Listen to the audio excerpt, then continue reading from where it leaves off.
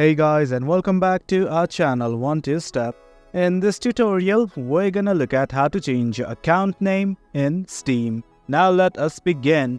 Well, as you can see, I have already installed the application. Now all I want to do is change the account name. At the top right, you can see your username right here, or simply your account name.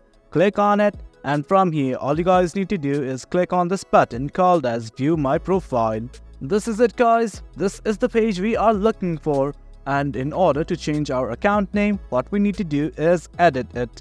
Right here on the right hand side below level, you can see a button like this that says Edit Profile. Click on it, and from here, as you guys can see, you can add avatar, profile backgrounds and everything. But right now, this thing in general, the profile name, this is what we are looking for. Simply change it to whatever you wish, and once everything's okay, simply click outside, scroll down and hit on save. That is it, guys. That is how you change your account name in Steam. Hope you guys found this video informative, and for more content like this, do remember to hit like, share and subscribe.